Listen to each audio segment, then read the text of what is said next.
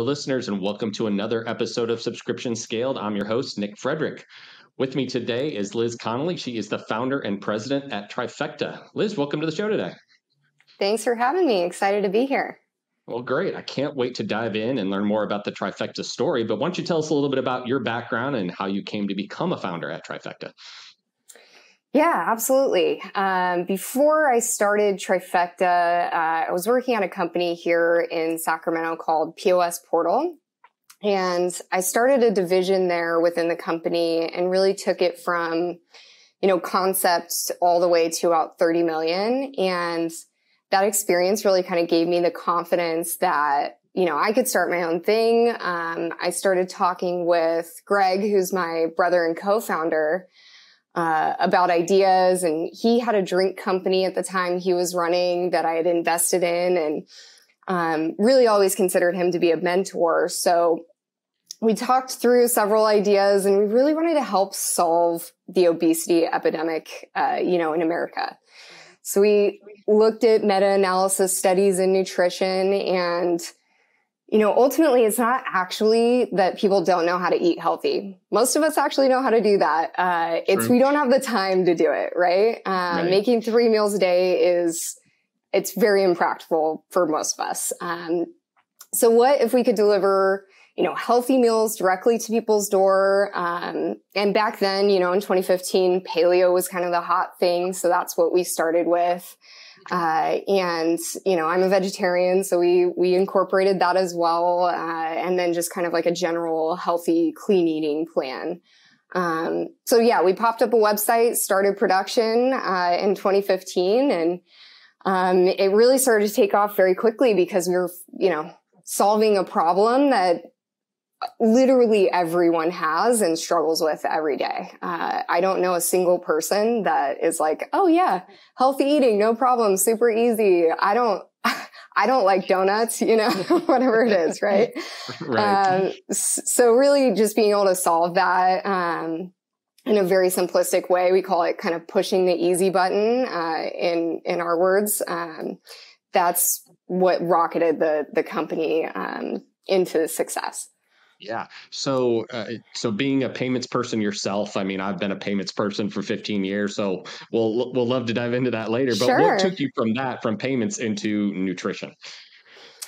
Oh, that's a great question. I've always been really into health and fitness, and, working at these other companies, I felt like, yeah, I'm helping people. I'm helping small businesses. I had worked at Demandforce prior to that company and Salesforce prior to that. So lots of, helping business owners, which I thought was very cool, but I didn't feel like I was making like this really big impact that I wanted to make. Like I remember when I was a kid, I was going to college, I was looking at, different majors and what I wanted to do. And I'm like, I don't know, I just want to help people. Like what is that major? And so this is a way to kind of combine my passion with, healthy eating and nutrition and, fitness in general, because everybody gets excited about the workout part too, myself included. But kind of combine that with the ability to help people and really make a difference in their lives. Because when you fix the health, it really cascades into so many parts of your life. It's kind of like a building block for everything. Yeah, absolutely. Well, you're in obviously a crowded space now. There's a number of others out there doing the meal delivery service, and some focusing on fresh and clean ingredients and things like that. I think your differentiators in the name in Trifecta that you're trying to bring 3 things together. But talk a little bit about that and how you guys are trying to kind of stand out there. Yeah, totally. I think the biggest thing for us is, it sounds very intuitive, but the meals are actually very healthy. And a lot of our competitors are, gimmicky healthy or, just totally miss the mark. They're, 800 calorie meals. And most people can't eat that much, and stick to a healthy diet. So we really focus on actually making them healthy. And really giving people a plan. So I know, you talked about, the, ability to stick with, stick with a subscription service over a long period of time. That's a thing that makes people really successful with our model is we give them a plan to stick to their diet. Right. And that's something that I think a lot of people miss is they try something and then, very quickly it falls apart because they don't have a plan to stick to. So kind of bring it around to churn, but that's really something that we focus on a lot. So how do you make it easy for the customer? You talked about the easy button, right? Just, yeah. How do you do that? How do you guys, take the customer through a journey of, all right, here's we need a little bit of information from you, and then we can kind of take and run with this on your behalf. It's definitely something that we think about a lot. We several years ago purchased an app. It's the top CrossFit app out there. And the purpose of that was to, not only have a workout plan for them, but also add on the nutrition piece so that they can know how many macros to eat. They can know, what their calories should be, and really just focusing on that, alongside of the food just gives them a full encompassing plan that, just again, a lot of services out there are not doing that. We're also onboarding customers when they get started with us. So we take them, from maybe never having heard of us to, okay, these are the foods you're going to eat. This is the meal plan you're going to be on. This is how it's going to work. Here's how a subscription works. Cause even that sometimes we need to explain. And then, from there, they're able to, really stick to it. And we can dive into where they might be missing, because a lot of people don't know where they're missing on a day to day with their, nutrition. Okay. So it takes a good bit of then engagement between you and the customer to know kind of where they're at, where they're maybe missing some information and need to kind of plug in, because you're not just, others out there just putting a meal on your doorstep, right? And then you eat it. There's nothing more to it. You're talking about that plus nutrition plus support. That's a lot of back and forth with somebody. So how do you create that individualized onboarding process and then keep them engaged throughout? I mean, that sounds like a big challenge. It totally is. And we have an enormous team that's doing that. And they do an incredible job. We also do things like webinars that are a little bit more scalable. So, several people could hop on, with someone on our customer success team. And, we can all go through and calculate our macros and do it all together. And then obviously the app is essentially infinitely scalable. People can go in there on their own time and do that, as well. So that piece of the plan really, really helps people be successful because, I'm sure you've dieted before and, it may or may not have worked. It may or may not have worked for a long time. Commonly people will try it and then fall off. And so that's really what encouraged us to go the subscription model is, you might feel better if you eat well for a week, but you're certainly not going to see physical changes. And nobody else is either. So, we really wanted to make sure that we were having a lasting impact, a lifestyle change. And actually a lot of people don't really fully take over their diet. The ones that tend to stick with it, maybe they do it initially to, really get things into gear. They'll do 21 meals a week or something. But the long-term customers tend to be like 10 meals a week. They're just kind of supplementing. Right. So, let's talk about acquisition, how you're finding customers and bringing them over to your brand. Again, crowded space, a lot of noise out there, and you guys are a bit differentiated. So what channels are working for you to reach those new customers, and how are you educating them on, okay, this is more than just a meal? Totally. Well, we're heavily referral based. We partner with, not just our customers referring, but also, partners like Microsheet or Uriah Faber or, major sports leagues like the UFC or CrossFit or Olympia. I mean, these major partners, these are the people that, everyday people like you and I, we go and look at them to figure out how to get our diet in check, right? That's kind of like the first start that people have. We'd love for it to be doctors, but nobody does. They're not like, hey, doctor, what should I eat? Yeah, they're like, right. They're like, hey, Brooke Entz, the, great CrossFit athlete, what do you eat? And so we really have integrated ourselves into that ecosystem. That's been a big one for us. In other areas, we put out tons of content, just whether it's videos or articles and whatnot, just educating people on how to lose weight, how to gain muscle, whatever, their goal is. So we're a resource for all things nutrition. And then people think of us when they want to push the easy button, to my point before. So, just giving them that avenue makes it really easy. But yeah, I don't know if we have a ton of channels that aren't successful, because this is such a ubiquitous problem. There's no one that is out there, like, again, just humming along, no problem. They may have figured out how to handle their diet, but it's still hard. Yeah. Well, so a lot of people stop and start these things, right? It's pretty well known that some people will go out and sign up for these kind of services, subscription or not, but at least try it out, and then in a lot of cases drop it. So how do you keep the customers that are, if you're going out and you're finding these hard-earned customers and getting them on board, like what are some tricks that you're using to keep them engaged and keep that long-term customer?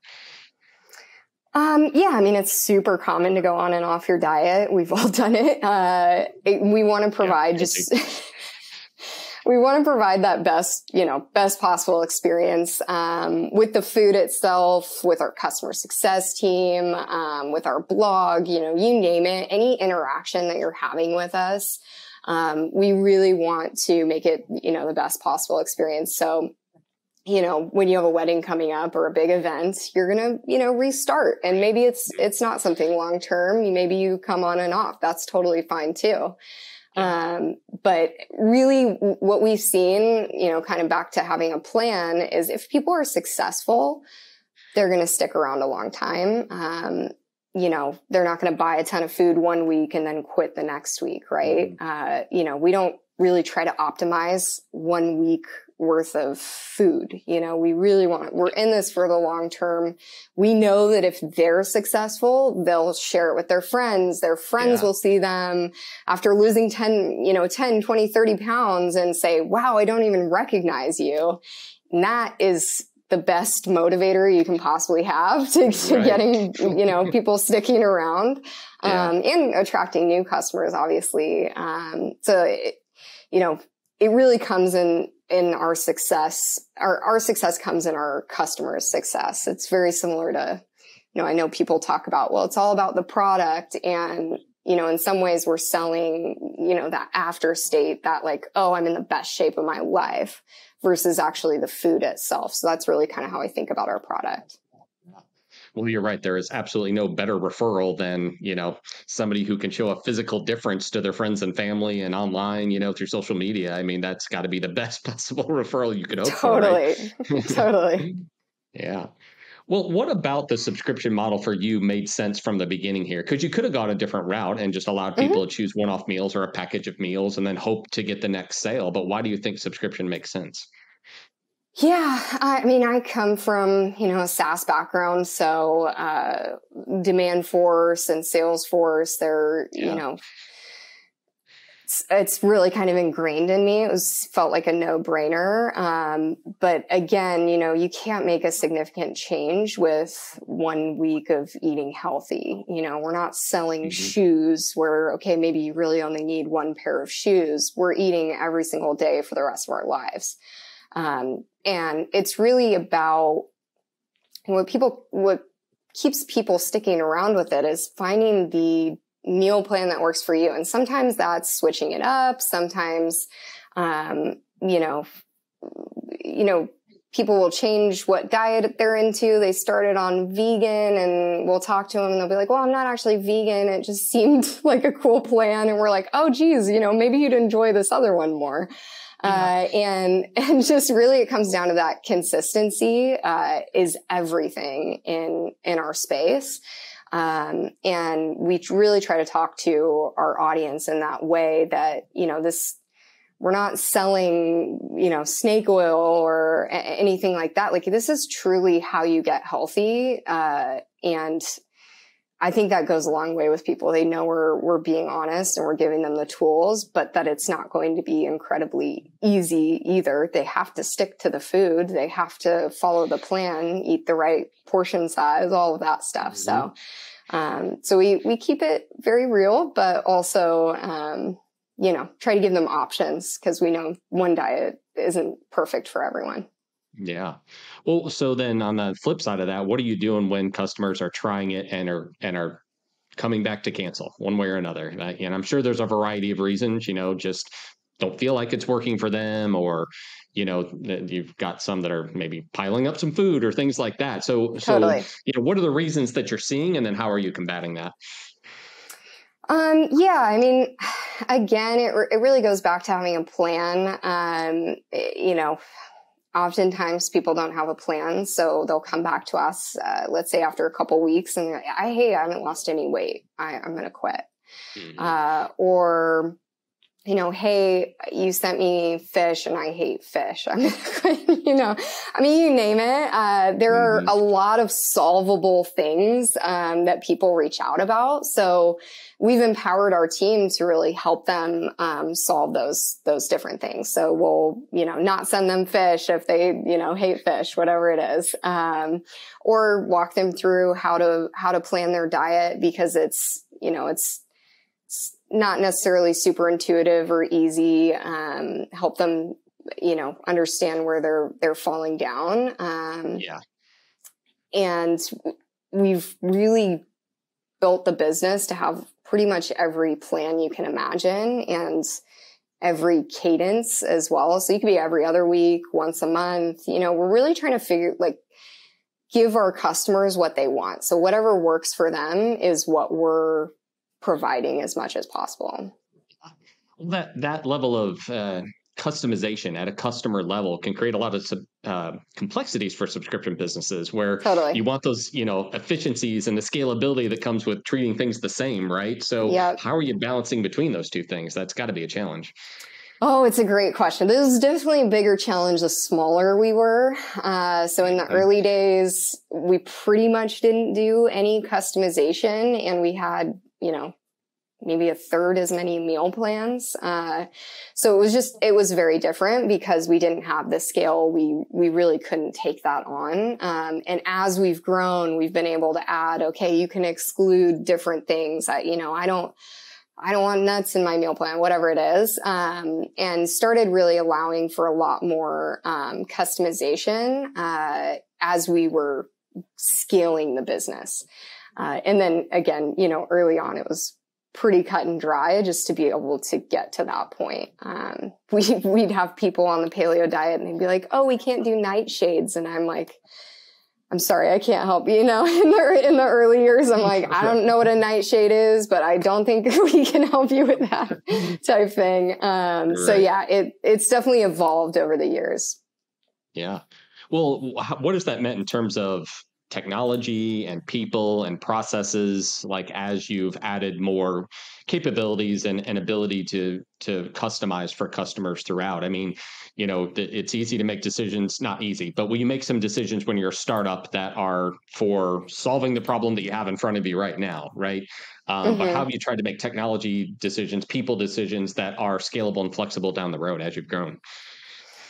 Totally. All those customizations I just mentioned, we've put most of those into the website. So you can actually do that yourself. You don't necessarily need to talk to a person to do that. We've gotten a lot of success really making ourselves very accessible. So in this day and age, it's a pain to get someone on the phone. It's a pain to get someone on chat. And what we've done is like the complete opposite. We're really easy to get a hold of. We have a chat pop on literally every page. We answer the phones when you call in. And it's, somebody sitting here in our headquarters in Sacramento. And we're going to give you the most white glove service possible. So we on top of customers loving that, it provides us with a ton of data to drive our decisions. So we know what the feedback is from our customers all the time. We're getting feedback on, to your point, why are they leaving? We're getting feedback on what they love about the service, what we could do more of, you name it. And the customer success team loves giving us this feedback. They're collecting it in Salesforce, but they also love to see it actually come to fruition. So they're really pushing for, guys, if we could get this, next thing, it would be really cool because for customers. So it's very motivating and exciting to kind of have that level of buy-in. Well, you must be delivering on that feedback, because customer service agents can get real, jaded very fast if they feel totally. like I'm providing all this feedback, but nobody's listening to it. So Yep. That must mean that you're really incorporating what you're hearing from them. Mm-hmm. Yeah. It's super important. It's like there are eyes and ears out there. We really have to listen to what they're giving us feedback on. And there's, to some extent, there's that with the website of A/B testing and really getting into, that side of the fence on product. But more than anything, we listen to our direct feedback from our customers. Yeah. Let's talk about payments for a minute. Oh, sure. So, yeah. So I guess right off the bat, so you guys are operating exclusively in the US right now, or any other countries? We are. Yeah. Okay. And what's your primary method of payment? Are you guys focusing on credit card, or are you accepting any alternative payments or anything like that? We are fully credit card. We would love to add additional payments. We haven't yet. Largely, we've been trying to, make the product as good as possible, keep up with the scale, all of that type of stuff. But it's definitely an area we'd like to improve. Because the more ways you give people to pay, it's, I'm sure Absolutely. Just increases conversions. Yeah. Absolutely. Right. Yeah, for sure. Have you seen any challenges there, or are there any opportunities that, hey, if we can get to this point, maybe offer one of the alternative payment methods, we think it's going to unlock X? Or kind of like you said, we're just going to really focus on the product right now. We got the big one covered, credit card, and we'll deal with that one later. I would consider it like an inch, we're every day we're fighting for inches across the business in every aspect. To me, it's not one of those game changing, now we have PayPal and, it's going to completely, change the game necessarily. But I do think it's certainly a step forward and, a really positive thing for customers. So it's on our minds, but we've got 50 or 100 other things probably above it on our minds. Right. Quite a product roadmap, I'm sure. I mean, You guys are dealing with a fairly high ticket item in the subscription world in terms of the average, ticket amount or payment amount from a customer. Are you seeing challenges with, collecting from customers over time? And have chargebacks ever become an issue because you're shipping out a physical good? I mean, if it arrives on somebody's doorstep and it's spoiled or not what they wanted, you run that risk. So are you seeing any challenges there? We're certainly not some subscriptions rely on the set it and forget it. And, they're hopeful that you won't notice that they're still charging you type thing. We're certainly not in that category. Yeah. We are very, very known. People are obviously getting the food every week, and, we want them to find what works best for them. So we're really encouraged that, that they are actively engaged with us, actively engaged with the website, whatever it is, because that's really going to make them, happy over time. And then I'm sorry, what was the second part of your question? Any challenges around, chargebacks or things like that, just unhappy customers who can, Yeah, totally. I mean, it definitely happens. FedEx drop kicks their box and, there's a winter storm, so the food doesn't arrive on time. I mean, there's obviously complexities when you're dealing with refrigerated food. So what we've done, again, to like the white glove service, is we go above and beyond to make it right with our customers. So, whatever it is that we can do to solve the issue, make sure it doesn't happen again, make sure we do right by them, in this occurrence. Maybe you were missing the chicken in your delivery. We'll send you out, chicken overnight type thing. Like, we really try to do what we would, want as a customer. We eat the food every day here. Like, literally all of us eat the food every day. So we're giving ourselves feedback too. Like, oh, this would be so good if we just added this other spice, or, all that type of stuff. Yeah. So an issue that we're seeing in the realm of chargebacks with some of our merchants is around the term friendly fraud, right? Customers actually getting the product, getting the service, but seeing chargeback as an easy way to get their money back, or, really get their money back primarily. But are you guys seeing any of that? Because I think it would be so easy for a customer to just go, nope, never got my delivery, and take that route. Totally. We don't see it much. Obviously if we have issues with it, we'll, share with them like, hey, here's the receipt of delivery or something like that, or whatnot. But largely because we're on a weekly cadence, we're charging, almost an entire week before the delivery. So they have time to change or cancel if they need to. So there's, a little bit of lag there that allows them to, oh shoot, I didn't want this delivery, but it just charged. Let me reach out real quick. They can do that, even though it's technically after our cutoff. We let them do it anyway, because we've found that that's the best customer experience. And then, just really doing our best to make sure we're, reaching out proactively.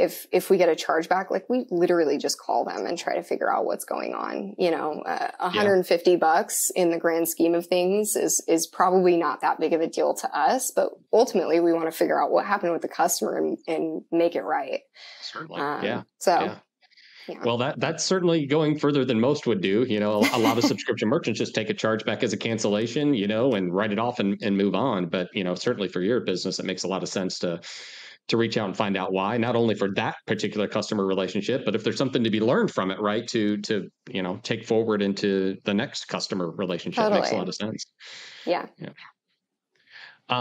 You touched on it a little bit at the beginning, but being an essential business throughout the pandemic, but take us through what happened, right? You guys have been in business for a while, so it wasn't like you were just getting off the ground, but what did that do for you, and how did you guys adapt to some of the challenges that the pandemic created? Yeah, I'm sure this is everyone's favorite question. We had headwinds and tailwinds.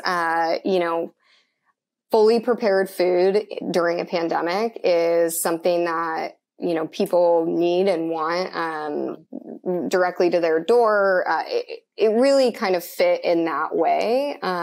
We also had, some headwinds just in terms of sourcing, logistics, things like that became a challenge. Our team, making sure that we had full staff even could be a challenge. So there were several things that, made it a little bit of a rocky year for us, but also several things that, really continued our growth and pushed us forward. So I would consider us very, very lucky compared to, many of the businesses that I know and have seen and whatnot. So largely I'm smiles and Hallmark cards about it, because I know we definitely did not have the hardest road in this.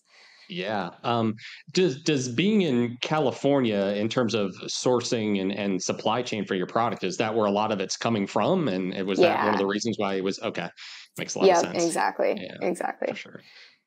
What did you see that your existing customers were coming back to you like for more? Like, hey, I already love this thing and I am not going to the grocery store, so let me go ahead and get all my meals from these guys. Was it more new customers coming in, or kind of a balance of both of those?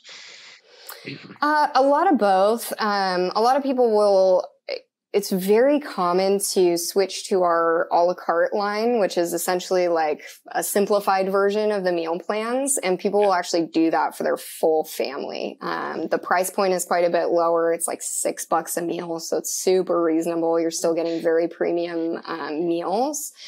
And so people will switch to that and just like roll it out to the fam. And at that point, you know, they've got something that really works for them, and they're able to, you know, simplify it for their family as well. But yeah, I mean, we have everyone from, you know, grandparents on down to college kids and everyone in between. So it's, you know, again, it's something that just really everyone needs and makes life just a lot easier. You know, busy professionals like us don't want to spend the time to cook. We don't, or alternatively, we eat out all the time and we go, oh man, my pants are a little tight. Like I need to fix this. What do I do? So hard to do. Yeah, absolutely. Yeah. Well, what's next for you guys? I mean, you know, lot of growth, obviously. Are you looking at new markets? Are you looking at expanding the product line? What's next on the roadmap for Trifecta? Yeah, it's a great question. We continue to grow our partnerships, grow our product line. I mean, there's really kind of endless amounts of diets that people are interested in. And assuming that we, you know, are able to get it past our RD and MD, you know, and that it is actually a healthy diet, because that's step one. There are a lot of, you know, kind of fad diets out there that we don't necessarily want to do. So we'll make sure that it truly is healthy. We love adding new stuff. Keeping it new for customers is really exciting for them. We'll continue to expand, you know, our kitchen footprint as well. We'd love to go multinational. Obviously, solving the obesity epidemic in America we're biting off a really big problem here. So starting at ground zero, no doubt. Yeah. And, you know, if we want to go to war against McDonald's and Coca-Cola and all these companies that have surrounded us and made it incredibly challenging to eat healthy, we really have to continuously come up with ways to you know, make it easier for customers, and also, you know, just give them kind of an ecosystem, the way that these other brands have that are really making it a challenge to eat healthy. We want to do the same thing, but in the healthy way. So giving them an app to track their calories, giving them the food. We have lots of ideas, and it's really just a matter of how quickly we can do each one and which one's, you know, kind of going to help customers the most. Yeah. I mean, Americans aren't known to be real forward thinking in terms of their diet. Like that's one of the reasons why McDonald's and Coke do so well, is because they're everywhere and they're easy to consume. Are you having to deal with the mentality change that Americans need to think forward a little bit in order to eat healthy? Or do you think we can come up with a way to compete with short-term memory that, you know, and short-term convenience that a lot of these other products have?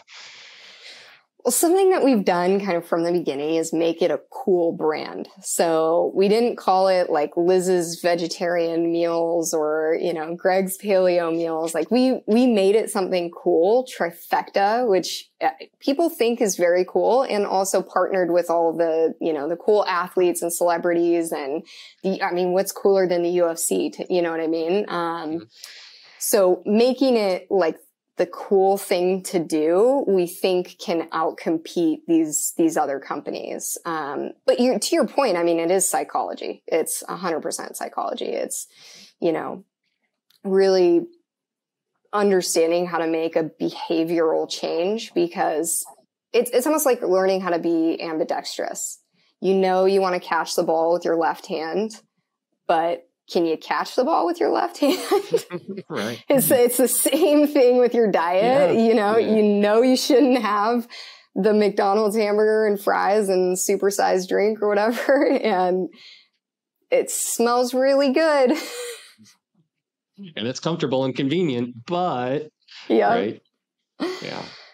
Yeah. It's a huge challenge. Yeah. Well, I really appreciate all that you've shared today in terms of your story and kind of what you guys are trying to do, and a very, very noble cause. And I hope you guys continue to succeed and grow, because it's very much needed, right? We've got to change the way that Appreciate it. we're doing things, the way that we're eating and approaching health altogether. Not just the food, but the exercise, the mentality that goes along with it. So Yeah. tell the listeners where they can go, what the website is, and if there's anything that you've covered off today that they might have questions on, how could they get in touch with you? So the website's trifectanutrition.com. And then I am on LinkedIn, Elizabeth Connolly. You're welcome to connect with me and if they have any questions. Awesome. Cool. Well, Liz, thanks again so much today. Really appreciate all the insights and the background, and wish you guys continued success at Trifecta. All right. Sounds good. Appreciate it. Thank you.